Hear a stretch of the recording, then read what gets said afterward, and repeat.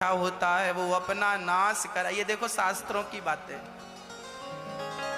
जो ज्यादा मीठा होता है वो अपना नाश कराता है। और देखो तो मीठे गन्ने को कोल्हू में पेरा जाता है। ज्यादा मीठा नहीं होना चाहिए, उतना ही अच्छा है जितने में स्वाद बना रहे। चाय उतनी मीठी अच्छी है जितनी पीव सके। अब ज्यादा भी मीठी ना हो, नहीं पीवेगी, नहीं सीरा बना दिया चाशनी का। अब कोई चाय में 1 चम्मच शक्कर तो ठीक है, 2 चम्मच शक्कर तो ठीक है। अब कोई 15-20 चम्मच शक्कर डाल दे, पी जाएगी वो। ज्यादा मीठी चाय भी बेकार हो जाती है, ज्यादा मीठा व्यक्ति भी ठीक नहीं। आप समाज से कैसा व्यवहार करना है, जहां गुस्से की जरूरत हो वहां गुस्सा भी करना चाहिए, जहां गुस्से की जरूरत ना हो वहां गुस्सा नहीं करना चाहिए। बात बात पर गुस्सा ना करो, पर जहां व्यवस्थाओं के लिए गुस्सा करना पड़े, व्यवस्थाएं चरमरा रही हैं और आपके गुस्सा करने से व्यवस्थाएं तंदुरुस्त हो जाएं, तो वहां गुस्सा कर लेना, तुम्हारी गुस्सा सफल है। क्रोध बुरा नहीं है, पर लोग क्रोध का दुरुपयोग करते हैं, कहीं भी क्रोध करने। अरे कहां गुस्सा करना है, कहां काम बिगड़ रहा है, जो काम बिगाड़ रहा है उस पर गुस्सा करो। ए भाई ठीक ठीक करना है कर, नहीं जा। ऐसे गुस्से से कहोगे तो वो आदमी ठीक हो जाएगा, और नहीं कहोगे वो गलतियां करता जाएगा करता जाएगा करता जाएगा। इसलिए देखना जरूरी होता है। अब हनुमान जी कहते, जिन मोहि मारा ते मैं मारे। हम पाकिस्तानियों को कभी मारते नहीं है, पर वो हमें मारते हैं। तो फिर जिन मोहि मारा, फिर हम घर में घुस के मार के आते हैं, सर्जिकल स्ट्राइक करके आते हैं। हम नहीं गए थे मारने, तुम आए। अच्छा आए हो तो यहाँ सुंदरकांड है, पाकिस्तानियों को बता देना। हाँ, यहाँ ऐसे ही लिखा है कि जिन मोहि मारा। हाँ, हम नहीं मारते शुरू में, पर तुम आओगे तो फिर घर में घुस के भी मारते हैं। जैसे हनुमान जी लंका वासियों को घर में घुस घुस के मार रहे हैं। देखो ये भारतीय आदमी है, भारतीय आदमी अपने हिसाब से चलता है, किसी से पंगा लेता नहीं है, किसी को परेशान करता नहीं है, और कोई उसे परेशान कर ले तो घर में घुस के भी मारने की ताकत रखता है। ये भारत का आदमी है। जिन मोहि मारा ते मैं मारे। इसलिए राम जी अपने आप को सब प्रकार से तैयार रखना चाहिए, कब जरूरत आ जाए घर में घुस घुस के मारने की। इसलिए तैयार रहो।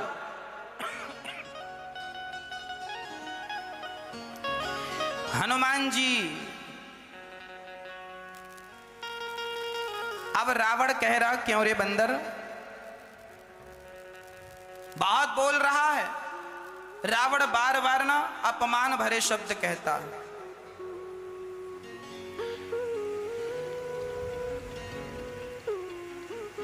मृत्यु निकट आई खल तो ही। रावण मैया, नींद आ गई? हाँ, सो जाओ। अभी हनुमान जी खड़े हैं और रावण कह रहा मृत्यु निकट आई खल। हनुमान जी को क्या कह रहा रावण? खल।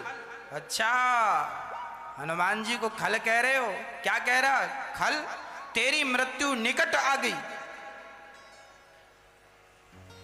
मुझे सिखा रहा है, रावण कह रहा हनुमान जी से, मुझे सिखा रहा है तेरी मृत्यु निकट आ गई है।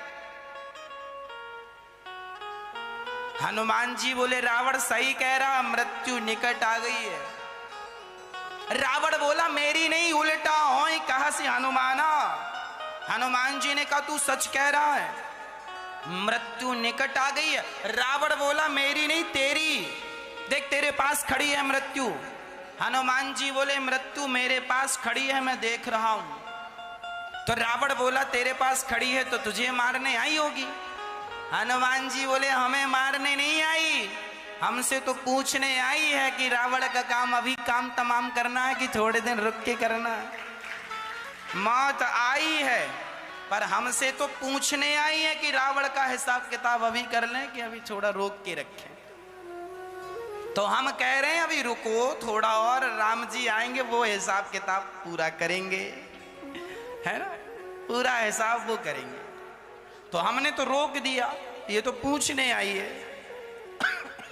मति भ्रम तोर प्रगट में जाना। हनुमान जी कह रहे हैं तेरी बुद्धि बिगड़ गई है, समझा रहा हूं समझता ही नहीं। सुनी कपि बचन बहुत खिसियाना। खिसियाना जानते हैं? खिसियाना, हाँ? मैया खिसियाना जानते हैं क्या? यहां सुंदरकांड में ये खिसियाना शब्द है। खिसियाना मतलब गुस्सा होना। अरे फलाने बहुत खिसियाने हैं। खिसियाने मतलब गुस्से में है। गोस्वामी तुलसीदास जी बिल्कुल सामान्य भाषा का प्रयोग कर रहे हैं। खिसिया गए, रावण गुस्सा हो गया। अरे रावण ने कहा जाओ ये बंदर को मार डालो। तब विभीषण जी आ गए। अब विभीषण जी ने कहा नाय शीस कर विनय बहुता, नीति विरोधे न मारय दोता।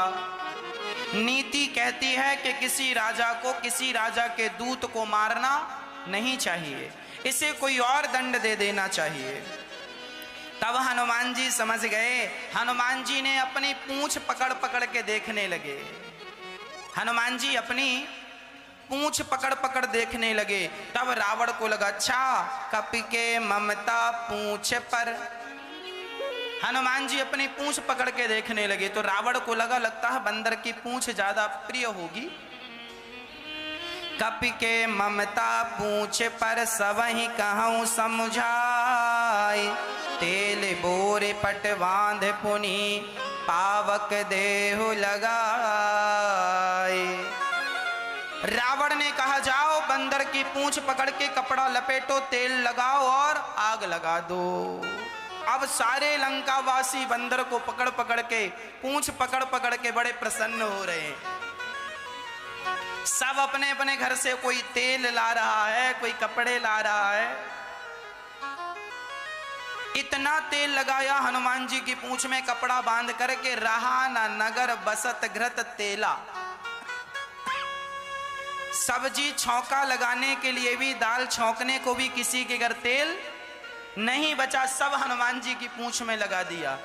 आदमी दूसरों का बुरा करने में अपने घर का खाना पीना भी भूल जाता है दूसरों के बुराई के लिए। कैसे भी दूसरे का बुरा हो जाए। हमारे घर में भले चूल्हा ना जले पर इसका बुरा होना चाहिए। ये देखो दूसरे का बुरा करने में लोग कितने आगे हैं, है ना। अब किसी के घर खाने को तेल नहीं बचा लेकिन पूंछ में लगा, इसका बुरा हो जाए भले घर में आज रोटी ना बने। यही मानसिकता व्यक्ति को कभी बढ़ने नहीं देती। दूसरे का नुकसान करने के लिए सारी जोर लगा दी, सारी ताकत लगा दी।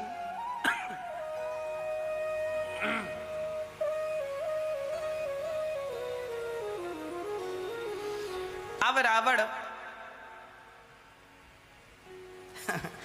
रावण पूंछ में तेल लगवा रहा। सारे लोग लंकावासी कपड़ा लाए, जितनी पूंछ में बांधे उतनी पूंछ और बढ़ जाए। फिर पूंछ में तेल बांधा, लपेटा, फिर तेल में, फिर पूंछ, इतनी लंबी पूंछ हो गई। सबके घर के सामने से पूंछ आ गई। जैसे जगन्नाथ जी की यात्रा सबके घर के सामने से निकलती है, ऐसे हनुमान जी की पूंछ सबके घर के सामने से निकल रही है। सब अपने अपने घर से तेल और कपड़ा लाला के बांध रहे हैं घर के पास से। अब जब कपड़ा तैयार, तेल तैयार, महाराज बांध दिया कपड़ा और तेल भी लगा दिया। अब क्या करें? बोले आग लगा दो। लो दूसरों की पूंछ में आग लगा रहे हैं। पूंछ प्रतिष्ठा का स्वरूप होती है। पूंछ क्या होती है? लोग कहते हैं ना हमारी भी पूंछ है। अच्छा आप लोगों की पूंछ है कि नहीं? हाँ मैया, ओ मेरी माँ आपकी पूंछ है? बोलो हाँ कि ना? नहीं नहीं। आप कह रही हो हमारी पूंछ नहीं है, और आजकल सासें कहती हैं महाराज हमारी बहू तो हमें पूछती ही नहीं, हमारी बहू तो हमें पूछती ही नहीं। तो बहुएं महाराज हमारी सास ने तो एक फटी साड़ी को भी नहीं पूछा। तो पूछ तुम्हारी है कि नहीं? हाँ या ना? हाँ।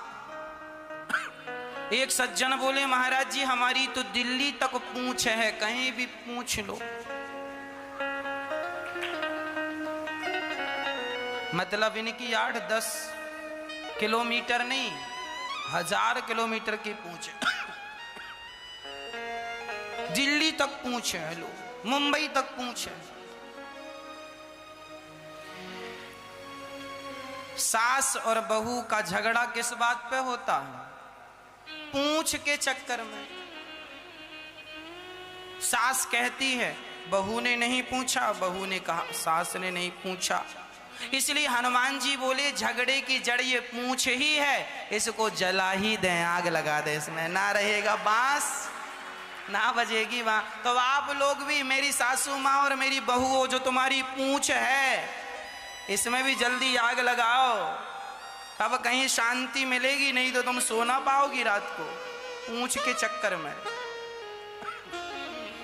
बहू आज जरा पूछे ना तो सास को नींद नहीं आती। आज बहू ने पूछा नहीं। तो ये जो आपकी भी अहंकार की जो पूंछ है ना, जो दिनों दिन बढ़ रही है, इसमें भी कपड़े अपड़े लपेट के तेल वेल लगा के जल्दी से आग लगा दो, और नहीं लगाए तो ये आपके घर को जलाएगी। सास बहू के बीच में किसका झगड़ा है? पूंछ का। यदि पूंछ समाप्त नहीं हुई, तुम दोनों ने तालमेल नहीं बनाया, तो तुम्हारा ही घर जलेगा। हाँ जी कि ना जी? हाँ या ना? इसलिए जितने जल्दी हो सके इस पूंछ में आग लगवाओ।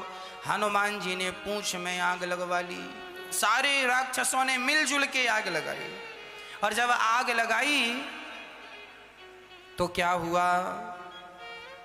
पावक जरत देखी हनुमंता, भयउ परम लघु रूप तुरंता। नीबू के चढ़्यो कपि कनक वटारी, भई सभी निशाचर नारी। हरि प्रेरित तेहि अवसर, चले मरुत 49। अट्टहास कपि गर्जा, कपि बढ़े लाग आकाश। अब हनुमान जी छोटा सा रूप बनाकर और सारी लंका में जहां जहां से चंदा आया था वहां वहां प्रसाद पहुंचाने लग गए। चंदा आया था कपड़ा और तेल का, तो वहां वहां भगवान हनुमान जी ने आग का प्रसाद, भैया चंदा आया है।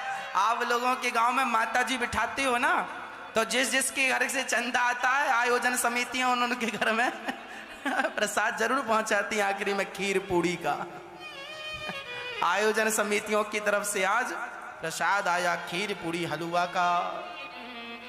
तो हनुमान जी ने कहा इन लोगों ने तो हमें आग दिया है, पहले तेल लगाया, कपड़ा लपेटा और आग दी चंदे में, तो जो आया है वही प्रसाद। तो आग का प्रसाद सबके घर जलने लगे, जहां जहां से चंदा आया था खूब लंका जली।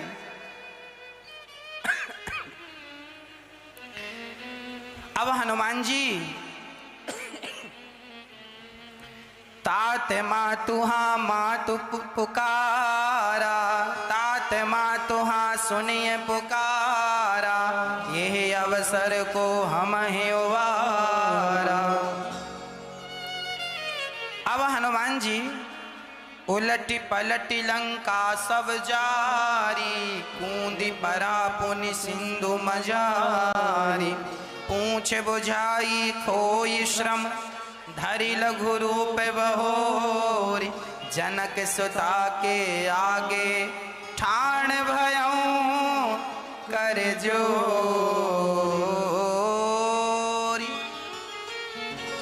अब हनुमान जी सारी लंका को जलाए। अब सारी लंका में हाहाकार मच गया, भैया बचाओ, कहाँ जाएं। सारा नगर जला, पर एक विभीषण कर ग्रह नहीं। विभीषण के घर से कोई चंदा नहीं आया, तो प्रसाद वहां नहीं पहुंचा। बाकी सबके घर से चंदा आया था, सबका घर जल के खाक। सोने की लंका बिल्कुल काली हो गई। अच्छा, सोने में आग लगती नहीं। यदि रावण की लंका सोने की थी तो महाराज आग कैसे लग गई? अरे भाई, सोने की लंका में, सोने में तो आग लगती नहीं है, फिर लंका में आग कैसे लग गई? रावण की लंका में सोने में आग नहीं लगी, रावण के अहंकार में आग लगाई है हनुमान जी ने। याद रखना, सोने में आग नहीं लगती, पर जब ज्वालामुखी फटती है ना साहब, तो पत्थर में भी आग लग जाती है। हाँ या ना? जब ज्वालामुखी फटती है तो पत्थरों में आग लग जाती। पत्थर भी पानी की तरफ पिघल जाते हैं। आपने कभी ज्वालामुखी को टीवियों पे देखा होगा? नहीं देखा? अच्छा है, देख लेना मैया। जब ज्वालामुखी फटती है ना, तो पानी में भी आग। आपको पता है, समुद्र के अंदर भी ज्वालामुखी फटती है, और समुद्र के अंदर जब ज्वालामुखी फटती है तो पानी भी जलता है, पहाड़ भी जल जाते हैं, पत्थर भी जल जाते हैं। और सोनी जी तो सोने को भी पिघलाकर पानी बना देते हैं कि नहीं? सोने को पिघलाकर पानी बनाकर ही तो उसका दूसरा आकार होता है। सोना भी पिघल जाता है कि नहीं? चांदी भी पिघल जाती है कि नहीं? हाँ या ना? अधिक ताप से चांदी और सोना भी पिघल जाता है। तो हनुमान जी जब आग लगाए ना, तो आकाश से, वहां से भगवान की हरि प्रेरित, भगवान की प्रेरणा से क्या हुआ? भगवान की प्रेरणा से उस आग को भगवान ने और बढ़ाई। इतना ताप हो गया कि सोने की लंका पिघलने लगी। अधिक ताप से सोना पिघल जाता है, पिघल गया, सारा आकार ध्वस्त हो गया। अब हनुमान जी पूंछ बुझाई, समुद्र में गए, पूंछ बुझाई। पूंछ बुझाई खोई श्रम, धरि लघु रूप बहोरी। जनक सुता के आगे ठाण भयऊं कर जोरी। हनुमान जी मां सीता के सामने खड़े हो गए। मां तू मोहि दीजय कछु चीन्हा, जैसे रघुनायक मोहि दीन्हा। चूड़ामणि उतार तब दयाऊं, हरस समेत पवन सुत लयऊं। सीता माँ ने क्या दिया? हनुमान जी ने कहा जैसे राम जी ने अंगूठी दी। अच्छा, उस जमाने में मोबाइल तो था नहीं कि चलो सेल्फी ले लें तो हम राम जी को दिखाएं कि देखो मिल के आए हैं। तो उन्होंने हमें अपनी अंगूठी दी, और आप इस जमाने में हमें कुछ दो। तो सिया ने चूड़ामणि उतार तब दयाऊं, हरस समेत पवन सुत लयऊं। हनुमान जी ने लिया और चल पड़े। कहूँ तात वस मोर प्रणामा, सब प्रकार पूरन कर काम। हनुमान जी ने कहा माँ आप आज्ञा करो तो आप मेरी पीठ में बैठ जाओ, कंधे पर बैठ जाओ, मैं आपको अभी राम जी से मिला देता हूं। हनुमान जी ने कहा। सीता जी ने मना कर दिया। क्यों? पतिव्रता नारी किसी पर पुरुष का स्पर्श नहीं करती। कंधे पर बैठ जाना यह पतिव्रता नारियों के लिए शोभायमान नहीं है। माता सीता ने कहा जैसे रावण मुझे चुरा कर लाया है, यदि तुम भी हनुमान चुरा कर ले गए तो फिर रावण में और तुम में अंतर क्या रह जाएगा। इसलिए चुरा कर नहीं, अब तो रावण को मार कर ले जाओ। रावण को उसके किए का दंड मिलना जरूरी है। हनुमान जी चले, प्रणाम हुआ, आखिरी प्रणाम। हनुमान जी वहां से चले, बहुत धीरज दिया हनुमान जी ने, माँ बहुत जल्दी राम जी आएंगे और रावण को मार के आपको ले जाएंगे, आप घबराइएगा मत। हनुमान जी इस पार आए और सारे बंदर भालू बड़े प्रसन्न हो गए। जाय पुकारे ते सब बन उजारी युवराज, सुनि सुग्रीव हरस कपि कर आए प्रभु काज। सबने कहा राम जी का काज करके आए हैं, राम जी का काम पूरा करके आए हैं। अब तो बड़ी प्रसन्नता छा गई, राम जी बड़े प्रसन्न हो गए। पूछे कुशल कुशल पद, पूछे कुशल कुशल पद देखी, राम कृपा भाका जो विशेषी। नाथ काज कीन्यो हनुमाना, राखे सकल कपिन के प्राणा। सुनि सुग्रीव बहुर ते मिलऊं, कपिन सहित रघुपति पहि चलऊं। फट किसिला बैठे दो भाई, परे सकल कपि चरणन जाए। प्रीति सहित सब भेंटे, कृपा सिंधु रघुपति करुणा पुंज। पूछी कुशल नाथ अब कुशल देखि पद कंज। जामवंत कह सुन रघुराया, जा पर नाथ करहु तुम दाया। हे राज, राम जी ने कहा सीता का पता चला। जामवंत जी ने कहा कि आपकी कृपा जिसके सिर पर हो वो भला खाली हाथ कैसे लौटेगा। हनुमान जी पूरा काम करके आए हैं, सिया का संदेशा लेकर आए हैं।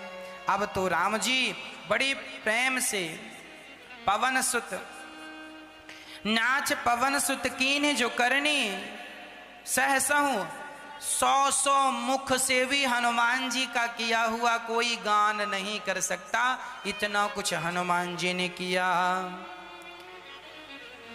हनुमान जी को राम जी ने अपने पास बिठाया और राम जी ने पूछा, कहाँ हो तात के ही भांति जानकी, रहती करती रक्षा स्वप्राण की। जानते हो हनुमान जी ने, राम जी ने क्या पूछा? राम जी ने हनुमान जी से कहा, हनुमान ये बताओ सीता लंका में जिंदा मिली कि मर गई? अरे राम जी आप ऐसा क्यों कह रहे हैं, जिंदा हैं? आप ऐसा क्यों कह रहे हैं कि मर तो नहीं गई, प्राण तो नहीं निकल गए? राम जी बोले, मैं इसलिए कह रहा हूं क्योंकि जब अयोध्या से हम लोग वनवास के लिए निकले थे तो सीता जी से हमने कहा था, सीता तुम मत जाओ, 14 साल अयोध्या में रहो। यदि तुम रहोगी तो पिता के प्राण रह जाएंगे, नहीं तो पिता दशरथ जी मर जाएंगे। तो सीता ने कहा कि यदि मैं रुक गई तो राम जी मैं आपके बिना मर जाऊंगी, मैं आपके बिना जी ना पाऊंगी। तो राम जी कह रहे हैं कि अयोध्या में तो सीता मेरे बिना नहीं जी सकती थी, पर लंका में भला मेरे बिना वो कैसे जिंदा है? हनुमान ये तो बताओ कि वो लंका में मेरे बिना जिंदा कैसे है? अयोध्या में तो कह रही थी कि मैं आपके बिना मर जाऊंगी, तो लंका में क्यों नहीं मरी, वहां क्यों जिंदा है? तब हनुमान जी ने कहा, नाम पाहरो दिवस निसी, ध्यान तुम्हारे कपाट। लोचन निज पद जंत्रित, जाय प्राण के ही बाट। हनुमान जी जब लंका गए थे तो पहली बार जब सीता को देखा था, तब सीता को पहली बार हनुमान जी ने कैसे देखा था? निज पद नयन दिए मन, राम पद कमल लीन। परम दुखी भा पवन सुत देख जानकी दीन। ये पहली बार हनुमान जी जब लंका में सिया को देखे तो सीता जी अपने चरणों को देख देख कर रो रही थी। हमने कल बताया था कि सिया का एक पांव दाहिना पांव जो चरण चिन्ह सिया के दाहिने पांव में है वही चरण चिन्ह राम जी के बाएं पांव में है। तो राम जी सिया जी अपने चरणों को देखकर राम जी के चरणों का स्मरण कर रही हैं। तो हनुमान जी कह रहे हैं नाम पाहेरू, आपका नाम तो पहरा दे रहा है। सिया जी हर क्षण क्या जपती हैं? क्या जपती हैं? राम राम राम। राम नाम पहरा दे रहा। नाम पाहेरू दिवस निसी दिन और रात, ध्यान तुम्हारे कपाट। आपका ध्यान कर रही हैं माता सीता, और ध्यान तो मानो दरवाजा बन कर के बंद है। हमने आंख बंद कर लिया, ध्यान करने में सब बंद है, मन भगवान में लगा। ध्यान तुम्हारे कपाट, लोचन निज पद। देखो यहां भी वही बात आई, आंखें स्वयं के पांव पर टिकी हुई हैं, अर्थात आप उनके पांव से आपके पांव का वो दर्शन कर रही हैं। अब राम जी सिया के प्राण निकलना तो चाहते हैं, पर प्राणों को निकलने का कहीं रास्ता नजर नहीं आ रहा है। सिया जी मरना, अच्छा हनुमान जी जब गए थे तब सिया जी यही तो कह रही थी कि एक अंगारा आ जाए तो मैं मर जाऊं। वो मरना तो चाहती हैं, पर क्या करें। तब कथामृतम ताप्त जीवनम कवि विरीडितम कल्मषापहम्।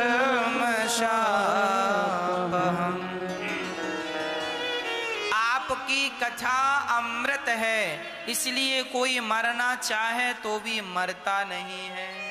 कैसे प्राण निकले। और सुनो, हनुमान जी ने एक बढ़िया बात कह दी। राम जी, यदि हमारी रुई, अच्छा जो आप कॉटन रुई देखते हैं ना, जिसकी बत्ती बनाते हैं, बाती, वो रुई में जरा सी आग लग जाए तो पूरी रुई तुरंत जल जाती है कि नहीं, है ना। तो माता सीता का शरीर तो रुई की तरह है, वो विरह की आग में जलने को तो तैयार है, पर रुई को आप गीला कर दो, रुई को पानी में डुबा दो, पूरी गीली करके फिर आग लगाओ, लगेगी। रुई को सूखी आग लगाओ, झट से जल जाएगी, परंतु गीला करने पर वह जलती नहीं है। सीता माँ का शरीर रुई की तरह है और विरह अग्नि की तरह है, पर प्रेम के अश्रु जब निकलते हैं तो वह शरीर रूपी रुई गीली हो गई है। अब आग कैसे लगे और प्राण कैसे जाएं, ये हनुमान जी कह रहे हैं।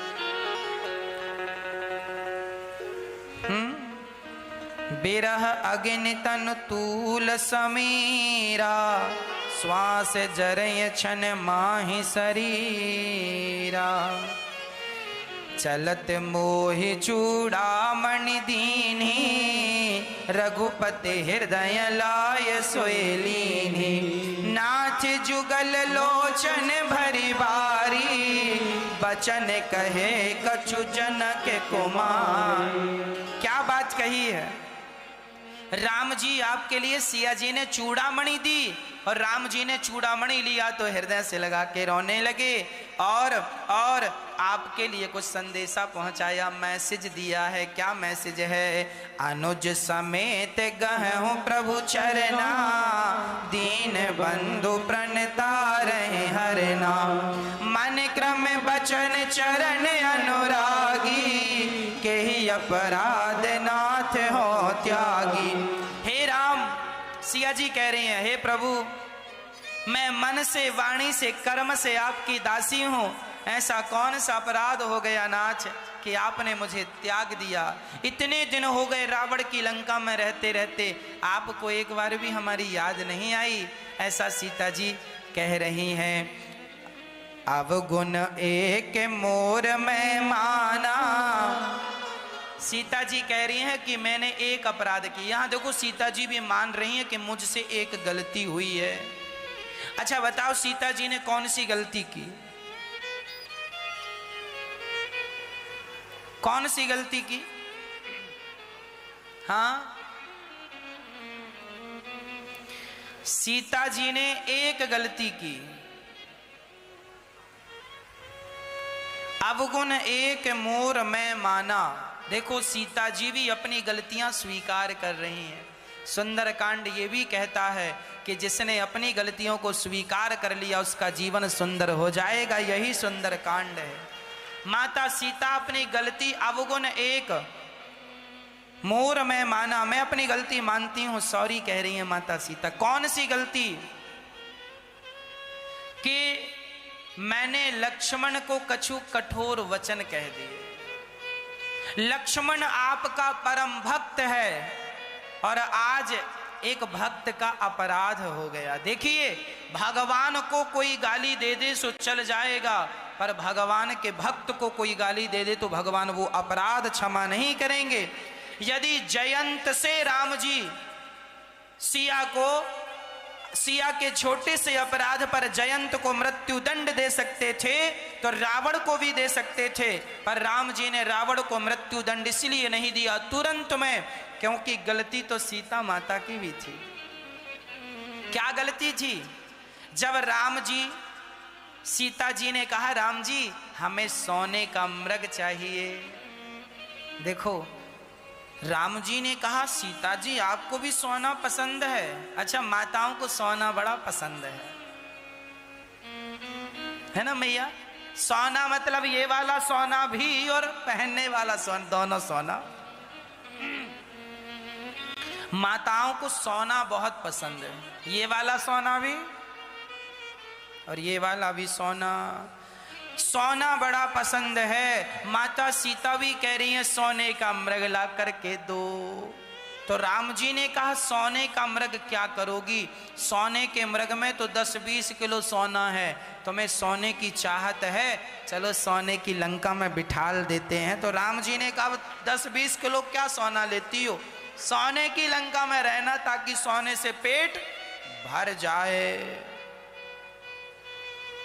राम को छोड़कर भी यदि कोई व्यक्ति सोना चांदी की अपेक्षा रखे तो राम जी उसे छोड़ देते हैं। इसलिए कहा करता हूं माता सीता के अंदर भी यदि इच्छा आई सोने चांदी की तो राम जी ने उन्हें भी छोड़ दिया। तो हमारे और आपके अंदर सोने चांदी की इच्छा आ जाएगी तो सोचो हमारे साथ क्या होगा। इसलिए सोना चांदी का त्याग करके केवल राम जी में मन लगाओ, केवल।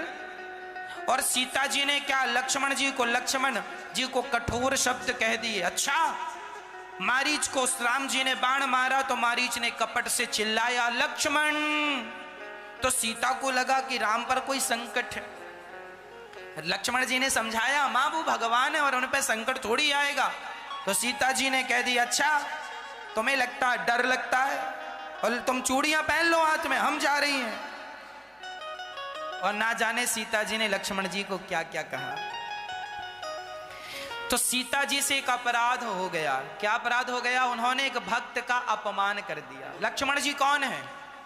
लक्ष्मण जी भक्त हैं। 14 साल तक लक्ष्मण जी सोए नहीं, 14 साल तक लक्ष्मण जी खाए नहीं और 14 साल तक लक्ष्मण जी किसी स्त्री का स्पर्श तक नहीं किया उन्होंने।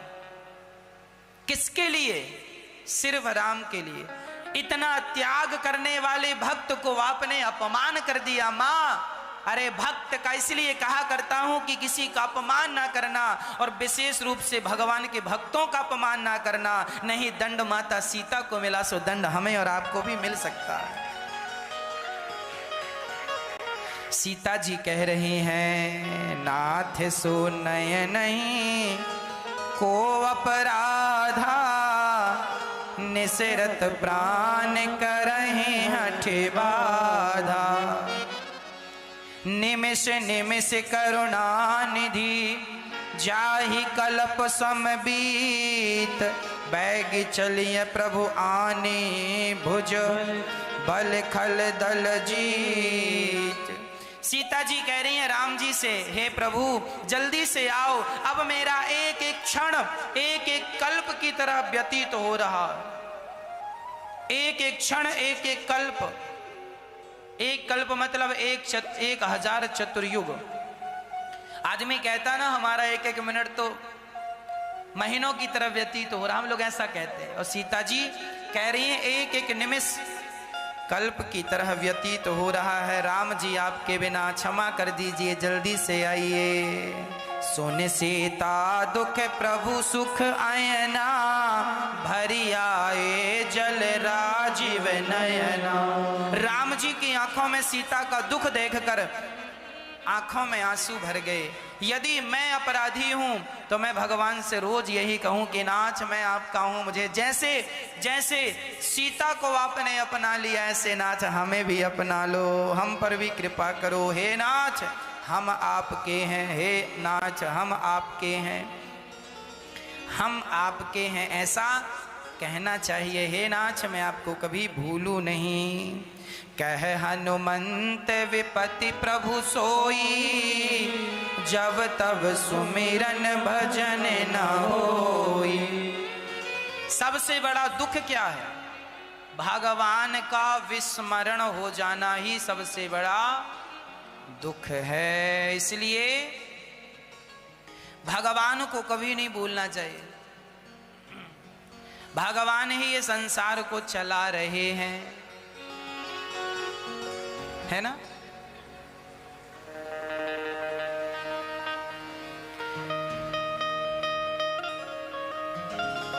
ईश्वर ये संसार को चला रहे हैं और वही निर्णय करते हैं कि किसे क्या मिलना चाहिए।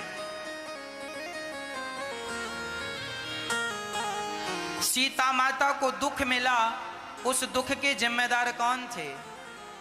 स्वयं माता, स्वयं माता सीता। रचा सेना तैयार की गई और वहां से अब राम जी आगे चले।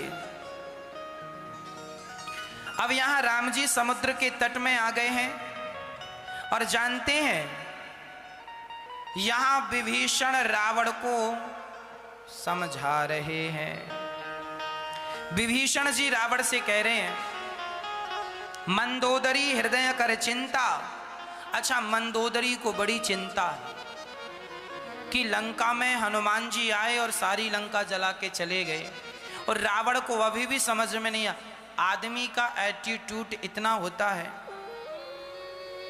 एटीट्यूड इतना होता है कि उसे कितना भी समझाओ समझता नहीं। जो उसका अहंकार है ना वह समझने कुछ नहीं देता। व्यक्ति का ईगो इतना अधिक होता। इसलिए हम प्रार्थना करते हैं कि आप अपना अहंकार संभाल कर रखिए, कहीं यह अहंकार आपको डुबा ना दे। याद रखना, जो नाव हमें पार लगाती है ना, यदि उस नाव में पानी भर जाए तो वही नाव डुबा भी देती है। यदि अहंकार रूपी पानी भर गया तुम्हारी शरीर रूपी नौका में तो डूब जाओगे जैसे रावण डूब गया। और रावण अकेला नहीं डूबा, अहंकार कुल और वंश को डुबा देता। रावण का सब कुछ डूब गया। किसके कारण मैया? बोलो, अहंकार के कारण। विभीषण जी समझा रहे हैं। कई बार ना आपको बहुत लोग समझाते हैं पर आप समझते नहीं। हम समझा रहे हैं, कुछ लोग समझ रहे हैं, कुछ समझते नहीं। मां समझा रही है, समझते नहीं। और एक बात और है, विनाश काले विपरीत। जब आदमी का विनाश होता है ना तब उसे कोई समझाए वो सुनता नहीं है किसी की। विभीषण जी समझा रहे हैं, रावण जो अपना कल्याण चाहता हो वो पर नारी का त्याग कर दे। जो अपना कल्याण चाहता हो वो पर पुरुष का त्याग। पराई नारी को ना देखो और पराये पुरुष को ना देखो। पराई स्त्री को देखोगे, रावण ने देखा और स्पर्श कर लिया, सर्वनाश। पर पुरुष को ना देखना। किसने देखा पर पुरुष को? बताओ। रामचरितमानस के अनुसार अहिल्या ने देखा तो क्या हुआ? पत्थर बन गई। रावण का सर्वनाश हुआ और यहां स्त्री पत्थर बन गई। इसलिए पर नारी और पर पुरुष दोनों खतरनाक हैं। बच जाओगे तो भगवान तक निश्चित पहुंचोगे, और इसमें उलझ जाओगे विषय और वासनाओं में तो ना घर के रहोगे ना घाट के रहोगे। इसलिए चरित्र का विशेष ख्याल हमारे शास्त्र के। ये सुंदरकांड तो आप पढ़ती होंगी, ये लिखा है, सुन लो, हम तो व्याख्या कर रहे हैं चौपाइयों में क्या लिखा है। जो आपन चाहे कल्याणा, सुजस सुमति शुभ गति सुख नाना, सो पर नार लीलार गुसाई, तजऊ चौथ के चंद्र की नाई। 14 भुवन एक पति होई, 14 भुवनों का राजा ही क्यों ना हो। समझना, तुम केवल भारत के राजा ना, तुम पाताल और स्वर्ग के राजा बनकर भी तुम पराई नारी का स्पर्श करोगे तो तुम राजा ही क्यों ना हो सबके, पर तुम्हारा सर्वनाश हो जाएगा। पराई नारी से सर्वनाश किनका नहीं हुआ, नाम बताओ। 14 भुवन एक पति होई, भूत द्रोह तिष्ठय नहीं सोई, गुण सागर नागर नर जो, अलप लोभ भल कहें न को। काम क्रोध मद लोभ सब नाथ नरक के पंथ, सब परिहरि रघुबीर है भजहु भजहि जेहि संत। विभीषण जी भी बहुत विद्वान आदमी है, बढ़िया बातें करते हैं, पर मानता कौन है? विभीषण जी कह रहे हैं पराई नारी से रावण बच जाओ, अभी भी कुछ नहीं बिगड़ा, सिया को लेके राम के चरणों में चले जाओ, राम जी तुम्हें छोड़ देंगे। पर रावण सुनने को तैयार नहीं है। मैया जी, ओ मेरी माँ, समझ में आ रही है बात? पर स्त्री और पर पुरुष दोनों खतरनाक है। पर नारी पैनी छुरी, पर नारी तो छुरी है, वो भी पैनी। पर नारी पैनी छुरी, 3 तरफ से खाए, धन हरे यौवन हरे और घोर नरक ले जाए। पराई स्त्री 3 तरफ से खाती है, धन हरती है, यौवन हरती है और घोर नरक ले जाती है। इसलिए नारी को मां की दृष्टि से देखा जाए, बहन और बेटी की तरह स्वीकार किया जाए। बाकी इसके अतिरिक्त शास्त्र कहते हैं कि लकड़ी की स्त्री का स्पर्श भी वर्जित है। लकड़ी की महिला खड़ी हो, काठ की, उसका भी स्पर्श ना करो। पता नहीं कब तुम्हारा मन चंचल हो जाए। मन की गति है अटपटी, मन किसी के भरोसे का नहीं है। मन ही वे ये लाते कौन पड़वाता है? मन। आदमी इच्छाएं किसकी पूरी करता है? मन की। और मन की इच्छाएं पूरी करते करते फिर काम सब बिगड़ जाते हैं। इसलिए मन को भगवान में लगा के रखो तो व्यस्त रहेगा, और ये फ्री रहा तो तुम्हें घोर नरक ले जाएगा। नारी और पुरुष दोनों खतरनाक, इसलिए हमें चरित्रवान होना चाहिए। आजकल की बहन बेटियों को चरित्र की शिक्षा दिया करो। ये सुंदरकांड की चौपाइयां आपके लिए लिखी गई हैं कि आप लोग पढ़ें और समझें और समझावें अपने बच्चों को। पर कौन पढ़ता है? लिखा तो सब रखा है, समय किसके पास है? आज बेटियां पढ़ने के नाम पर बड़े बड़े कॉलेज जाती हैं और वहां पर क्या क्या ना होता है उनके साथ। एक छोटे से शहर की एक लड़की पढ़ने के लिए बड़े शहर गई। ये सत्य घटना बोल रहा हूं, बिल्कुल सत्य घटना। एक छोटे से शहर की लड़की अपना भविष्य को लेकर के कि मैं बहुत बड़ी, कलेक्टर बन जाऊं, आईपीएस बन जाऊं, आईएएस बन जाऊं, इसकी पढ़ाई के लिए वह बड़े शहर गई और वहां पढ़ने लगी। किराए का कमरा ले लिया, जो कि सामान्य सब होता है। किराए का कमरा, बेटियां या बेटे आपके पढ़ने जाते हैं, किराए का कमरा लेते हैं और पढ़ते हैं, पढ़ना अच्छा है, किराए का कमरा लेना भी अच्छा है। पर उसने क्या किया, स्कूल कॉलेज जाते जाते मैं उससे एक लड़का रोज मिलने लगा, उस लड़की ने उससे प्रेम कर लिया और उस लड़के ने उस लड़की को इतना प्रेम से पुचकार लिया, अपने वश में कर लिया, उसके साथ उसने संबंध बनाने शुरू कर दिए। और यहां तक कि मंदिर में जाकर दोनों ने बिना माँ बाप को बताए, सत्य घटना बोल रहा हूं, दोनों ने बिना माँ बाप को बताए चुपके से मंदिर में शादी कर ली और शादी बनाकर वो महीनों तक रिलेशन में रहे। महीने भर बाद उस लड़की को पता चल गया कहीं से मोबाइल इत्यादि के द्वारा कि जिस लड़के से उसने शादी की है ऑलरेडी उसके 2 बच्चे हैं। 2 बच्चे थे उसके, सचमुच उसकी पत्नी थी, उसका अपना घर था और ये तो किराए से रहती थी, तो वो किराए वाले घर में कमरे में आ जाता था, इसके साथ रहता था और वो चला जाता था। उसकी पत्नी थी, 2 बड़े बड़े बच्चे, बड़े बड़े मतलब कोई 5 साल का, कोई 10 साल का, ऐसे बच्चे थे। और इसको झांसा देके फंसा लिया, इसके साथ संबंध बनाया।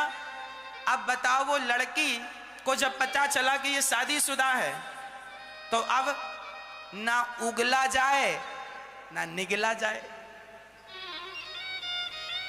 ना उगल सकती है ना निगल सकती है। क्या किया, उस लड़के से उसने जैसे तैसे वो छुटकारा पाया। अब वो लड़का तो ठीक है, उसकी तो ऑलरेडी पत्नी थी, घरवाली थी, अब वो चला गया और तुम आ गई अपना चरित्र बिगाड़ के, पढ़ने लिखने गई थी, आ गई चरित्र बिगाड़ के। बाद में फिर माँ बाप ने दूसरी जगह शादी कराई। तुमने शादी कर ली दूसरी जगह, पर क्या अपने आप को कभी माफ कर पाओगी? एक छोटी सी गलती तुम्हारी जीवन, पूरी जिंदगी बिगाड़ देती है। मेरी बहनों को समझा दो, मेरे भाइयों को समझा दो, इस दुनिया में सब कुछ कमाया जा सकता है, सब कुछ दोबारा पाया जा सकता है, बिजनेस खत्म हो जाएगा तो दोबारा खड़ा किया जा सकता है, पर चरित्र एक बार बिगड़ गया तो दोबारा नहीं बनाया जा सकता। तुम्हारा सारा धन लुट जाए तो दूसरी बार धन को खड़ा किया जा सकता, धन को बनाया जा सकता, पर क्या चरित्र दोबारा बना लोगे? ये बातें उनको समझाओ अपने बच्चों को कि आज समाज में क्या क्या हो रहा है, कैसे कैसे लोग तुम्हें झांसा देकर फंसाने के चक्कर में ही हैं और तुम फंस जाती हो, अपना चरित्र बिगाड़ लेती हो। इसलिए हमारे शास्त्र कहते हैं शारीरिक संबंध को शादी के बाद ही इजाजत देता है शास्त्र। पहले यदि तुमने अपना चरित्र बिगाड़ा तो सर्वनाश होता है, ना घर का ना तो घाट का। ये बात शास्त्रों में आपको समझाई जाती है, पर कौन समझता है? कौन समझता है? भगवान के द्वारा जो शास्त्र कहे गए हैं, रामचरितमानस इत्यादि पावन ग्रंथों में ये सब चर्चाएं भरी पड़ी हैं। समझो, समझाओ, चरित्र को संवारो, चरित्र बने, बिगड़े ना, है ना? पढ़ने गए हो, नाम इज्जत कमाओ, पढ़ लिख के अच्छे से आओ, क्या चरित्र बिगाड़ के आ गए? चलो किसी को पता नहीं चला, तुम्हारी माँ को, तुम्हारे पिता को, तुम्हारे मित्रों को, किसी को पता नहीं चला, तुम जमाने से झूठ बोल सकते हो। जरा बताओ कि अपने आप से कभी झूठ बोल सकते हो? जब आपको अपने आप से आंखें मिलाने का मौका मिलेगा तो क्या अपने आप से आंखें मिला पाओगे? इसलिए समझा दो अपने पढ़े लिखे बच्चों को, चरित्र ना बिगाड़ा करें। काम क्रोध मद लोभ सब नाच नरक के पंच, ये सब नरक का दरवाजा है, नरक का दरवाजा है। तुम्हें झांसा देके कोई भी फंसाए, फंस जाओगे। तो फंसाने वाले की क्या गलती है? तुम ही फंसने गए थे। शिकारी ने तो दाना डाला था, जाल बिछाया था, अब फंसना ना फंसना कबूतर की मर्जी है। तुम क्यों गए दाना खाने? पता था कि जाल है तो मत जाते। अब तुम गए हो और फंसे हो, तो फिर फंसे हो तो मरो। सब्जी बनेगी तुम्हारी सवेरे।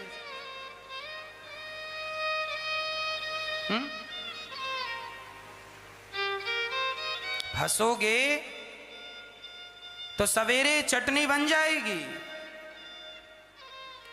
विभीषण जी समझा रहे हैं, गौदुज धैनु देव हितकारी कृपा सिंधु मानुष तनधारी। ये राम सामान्य राम नहीं, यह भगवान है। कितना समझाया। विभीषण जी ने एक अच्छी बात कह दी, माल्यवंत अति सचिव सयाना, तासु वचन सुनि अति सुख माना। माल्यवंत जी ने कहा, सुनो, सुमति कुमति सबके उर रही, नाच पुराण निगम अस कहीं। जहां सुमति तहां संपत्ति नाना, जहां कुमति तहां विपत्ति निदाना।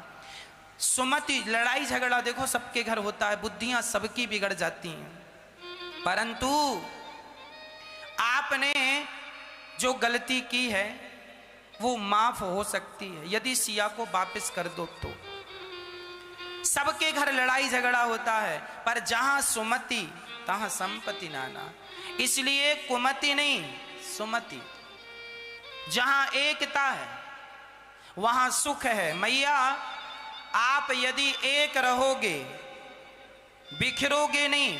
झाड़ू एक होती है ना, सारे घर के कचरे को साफ कर देती है, पर वही झाड़ू बिखर जाए तो स्वयं कचरा बन जाती है, स्वयं कचरा। इसलिए आप अपने अखंडता को, परिवार को बिखरने ना दीजिएगा, संगठित रहिएगा। ब्राह्मण क्षत्रिय वैश्य शूद्र चारों संगठित रहेंगे तो भारत की तरफ कोई आंख नहीं उठाएगा, और तुम बिखर गए तो उसी दिन गुलाम हो जाओगे। जैसे अंग्रेजों ने और तुम्हें जमाने ने गुलाम पहले भी बनाया है, मुगलों ने और अंग्रेजों ने गुलाम बनाया, बनते चले जाओगे। इसलिए कभी कभी हमें बिखरना नहीं, सदा एक होके चलना। जहां सुमति तहां संपत्ति नाना। जंगल में दो शेर रहते थे, जरा सुनिएगा।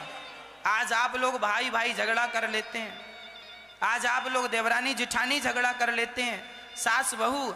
अरे बात विवाद सबके घर होता है। इस बात विवाद का अर्थ ये नहीं है कि हम बोल चाल बंद कर दें, तुम्हारे घर आना जाना बंद कर दें, प्रेम से बोलना चालना व्यवहार बंद कर दें, इसका ये अर्थ बिल्कुल नहीं है। अरे बात विवाद हो जाए, आज होगी कल भूल जाओ, यही समझदारी है।